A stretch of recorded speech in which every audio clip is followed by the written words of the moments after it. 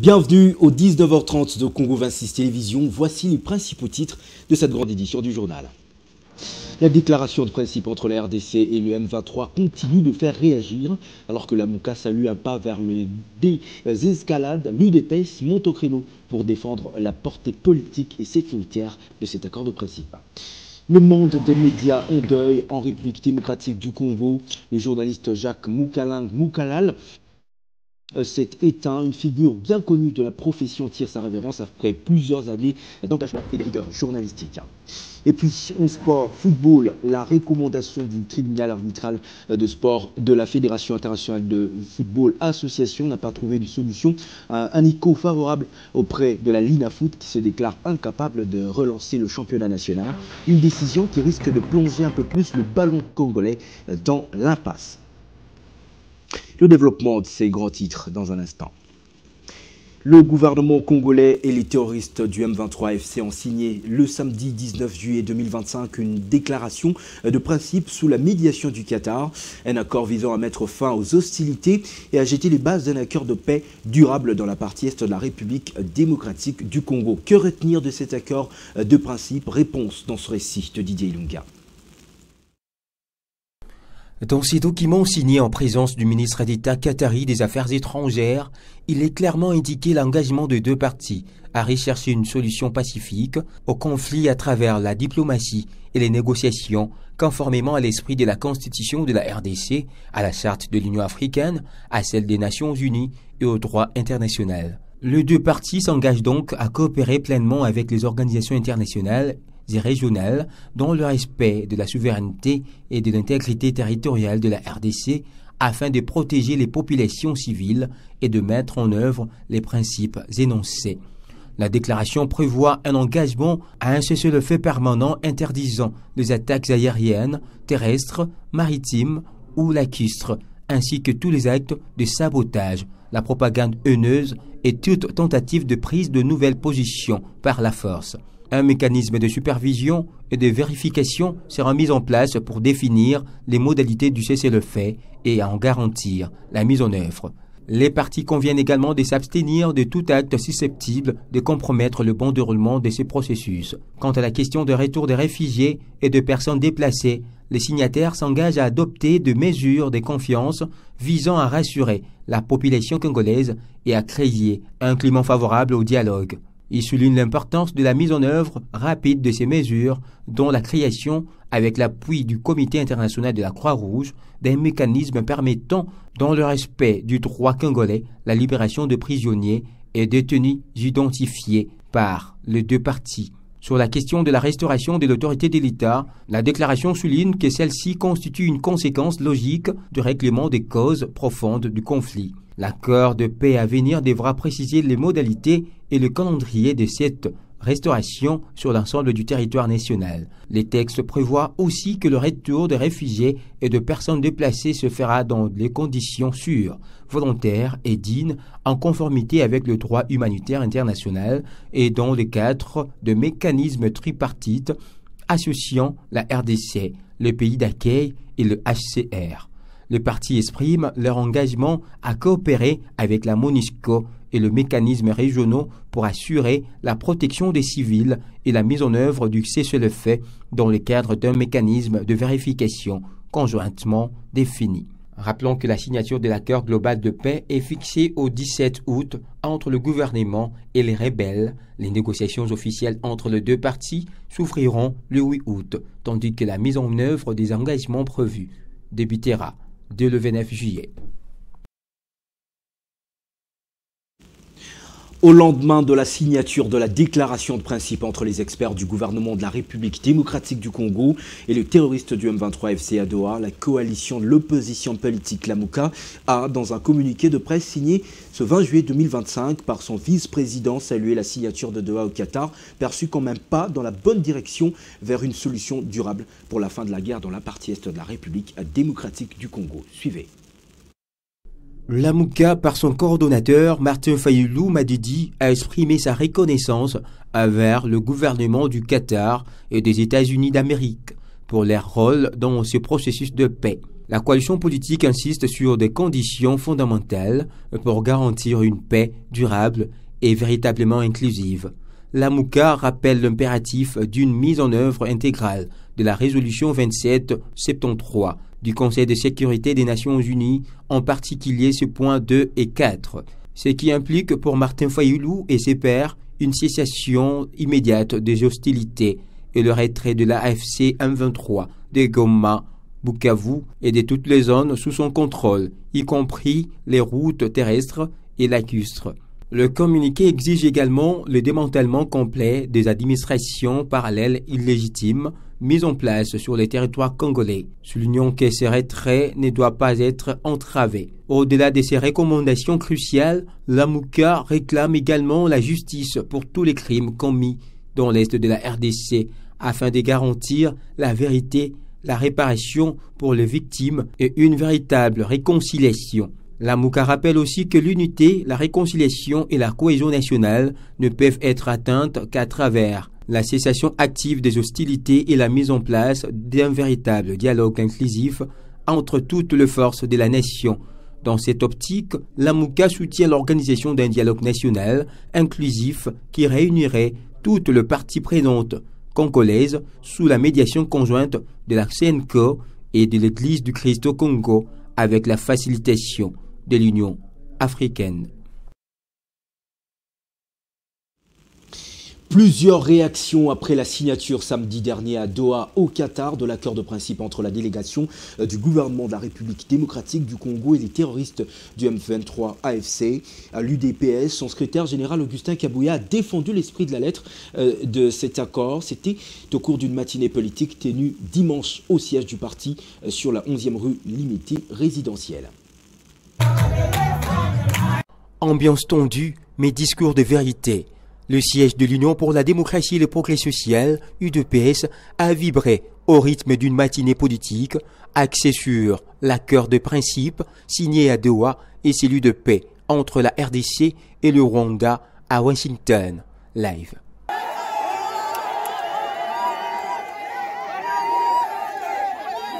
Dans une intervention sans détour, le président d'intérim de l'UDPS a déclaré que le texte de Doha constitue une véritable délivrance pour les populations martyrisées de l'Est du pays.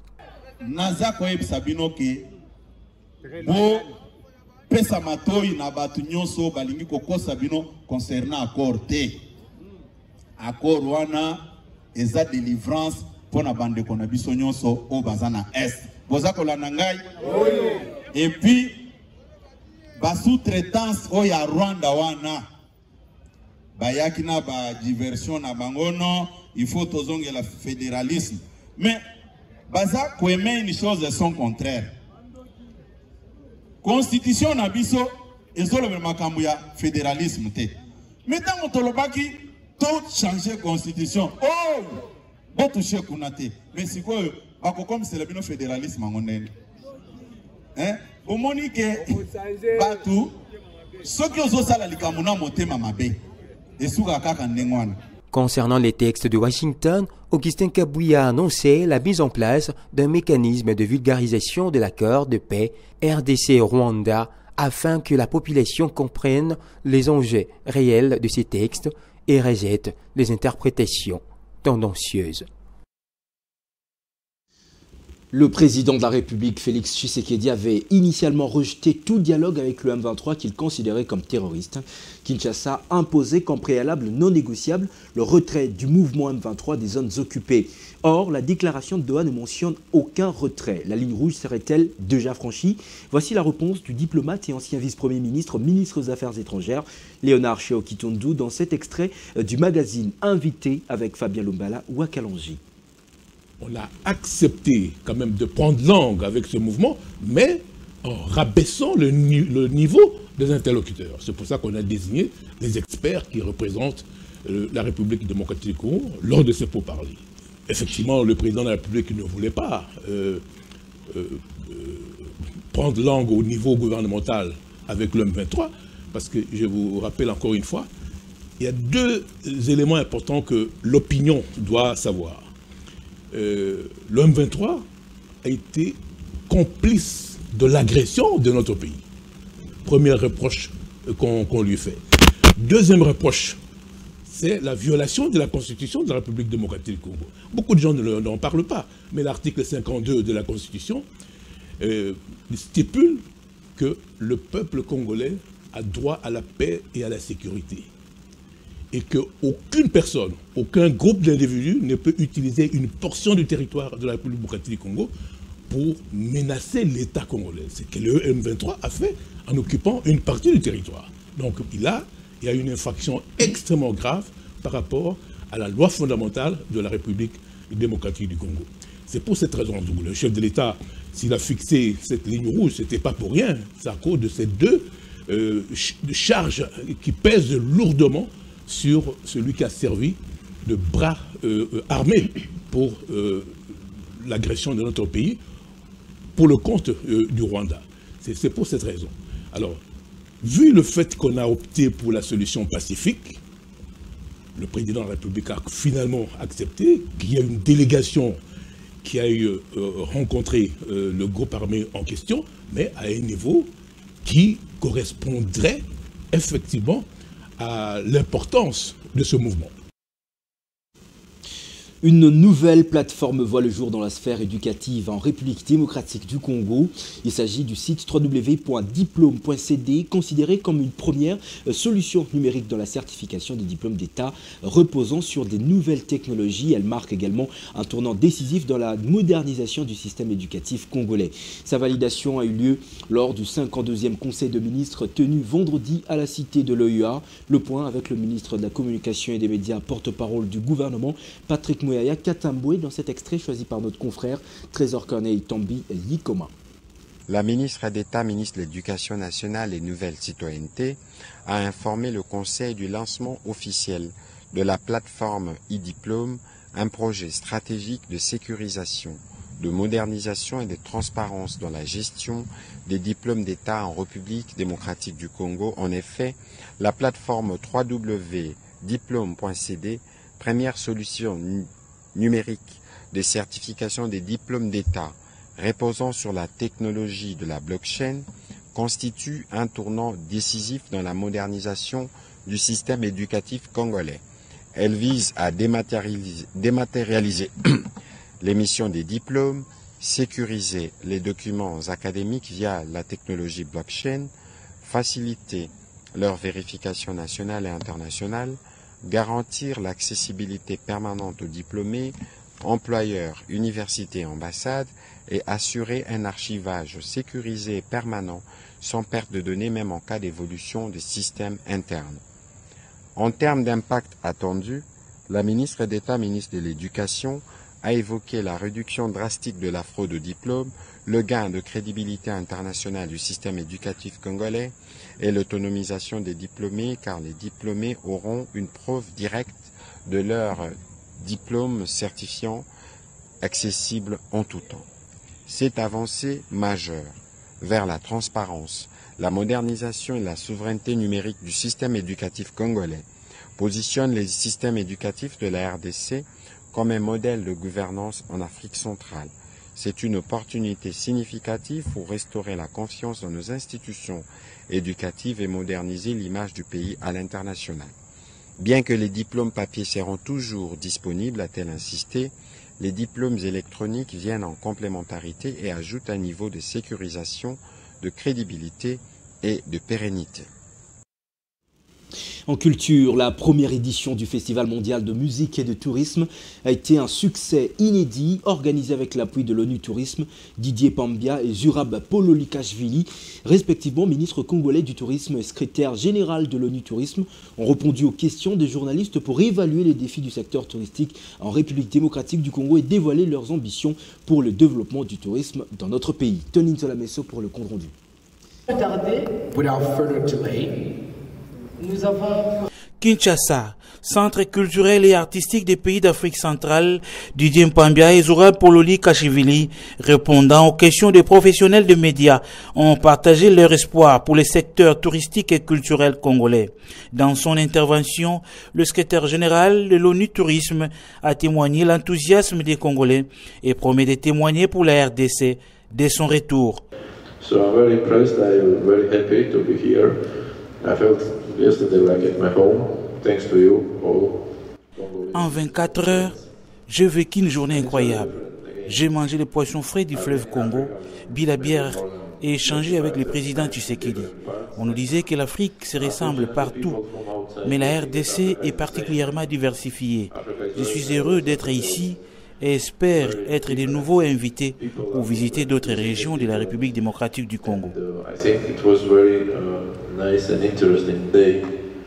Didier Mpambia a pour sa part exhorté la presse congolaise à bannir la haine, à privilégier l'intérêt supérieur du pays et surtout à vendre positivement l'image de la République démocratique du Congo sur l'échiquier mondial. La présence du numéro 1 d'ONU Tourisme ici prouve à suffisance que la RDC est un pays fréquentable. Donc je pense qu'il faut arrêter avec ces messages de toujours vouloir créer la psychose dans l'esprit des gens pour écarter un pays qui est l'un des pays qui a le plus grand potentiel et en termes touristiques et une diversité inégalée ici en Afrique et dans le monde.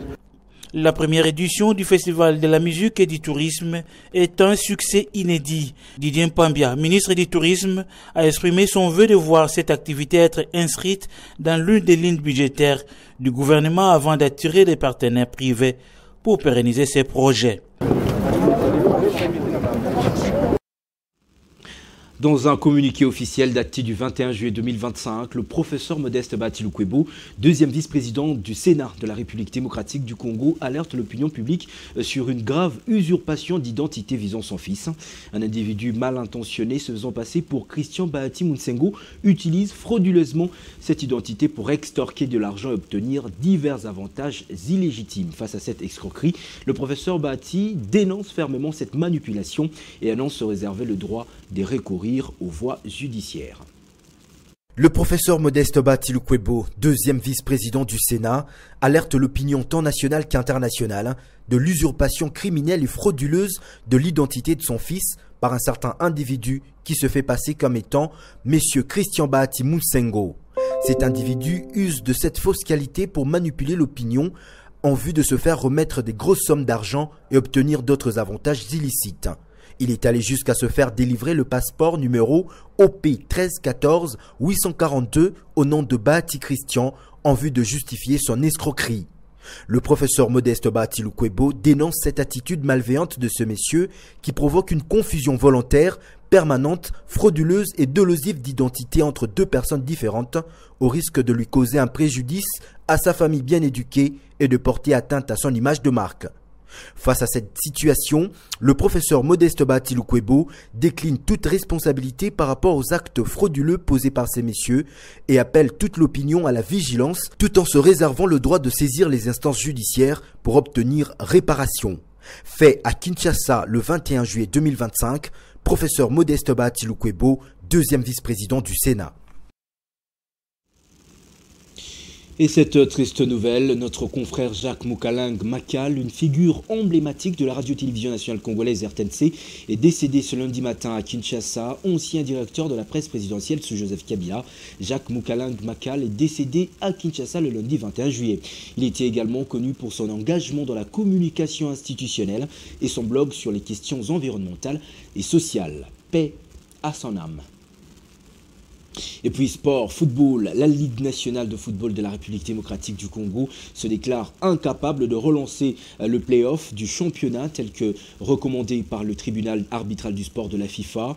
La Linafoot rappelle plutôt que le calendrier initial du championnat a été bouleversé par le comité de normalisation de la FECOFA en publiant une nouvelle programmation dite équilibrée et équitable. Cependant, dans son communiqué rendu public samedi, l'instance organisatrice du championnat national a évoqué quelques contraintes logistiques et administratives qui empêcheraient la reprise de cette phase du championnat. Trésor Kanetambi Ikoma pour le commentaire. Cette réaction de la Linafoot intervient quelques jours après la recommandation du tribunal arbitral du sport de la FIFA appelant à la relance des playoffs du championnat national. Dans son communiqué, la Linafoot précise avoir accusé réception de la lettre du CONOR datée du 17 juillet dernier contenant la décision du TAS. Cependant, elle rappelle qu'un calendrier complet de la phase retour des playoffs avait été publié le 21 mai dernier, avec une clôture initialement prévue pour le 22 juillet. Elle indique qu'une nouvelle programmation du CONOR émise le 17 juin 2025 avait exigé la publication d'un calendrier dit équitable avec une date fixée au 26 juin, dans un contexte de prolongation de délai d'enregistrement de clubs auprès de la Confédération africaine de football. Dans ces documents, la Linafoot évoque plusieurs contraintes logistiques et administratives, dont notamment l'absence de dérogation ministérielle pour jouer au-delà du 31 juillet. Les clubs ayant libéré leurs joueurs à la fin de la dernière journée jouée et la participation de certains éléments aux préparatifs de la sélection nationale A' pour le championnat d'Afrique des Nations 2025. Conséquemment, l'instance organisatrice du championnat national de football estime ne pas être en mesure de relancer le championnat dans les délais prescrits, tout en précisant que le résultat déjà homologué. C'est une page historique qui s'écrit dans le football congolais. L'association sportive Simba a été sacrée championne du Congo dimanche 20 juillet 2025 pour la première fois de son histoire. Le club de Kolwezi a déjoué tous les pronostics cette saison en battant MK de Kinshasa par 1-0 au stade de Martyrs de la Pentecôte de Kinshasa. Deux équipes, un seul objectif, soulever le trophée de cette prestigieuse Coupe du Congo. Que la fête commence. Cette rencontre à tennis à promesse malgré la faible participation des amoureux du ballon rond au stade de Martyrs de la Pentecôte. Le football club MK Etancheté, favori de cette finale, a été battu par l'AS Simba de Kolwezi qui devient le 26e club à inscrire son nom au palmarès de cette prestigieuse compétition après 59e édition. C'est dans les arrêts de jeu que tout s'est joué avec un but décisif de Mangoba sur coup de pied arrêté qui donne la victoire à l'AS Simba.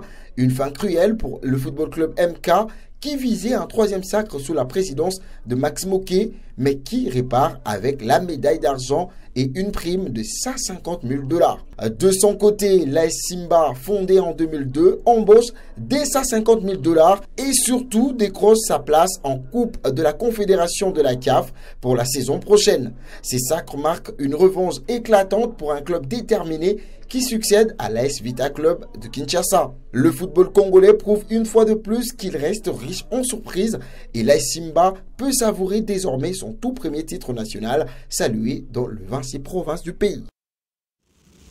C'est par ces belles images du sport national que se termine ce journal. Je vous rappelle ces grands titres.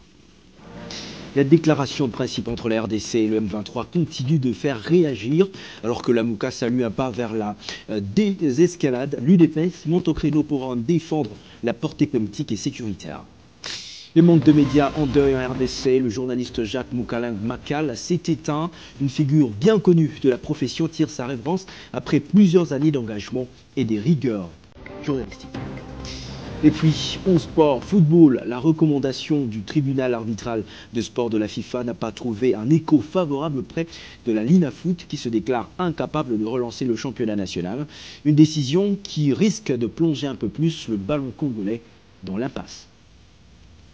Merci d'avoir suivi cette grande édition du journal. Excellente suite au programme sur la chaîne de l'Unité nationale. Vous le savez, désormais sur le canal 596 sur Canal+. Mesdames, Messieurs, bonsoir et bon début de semaine.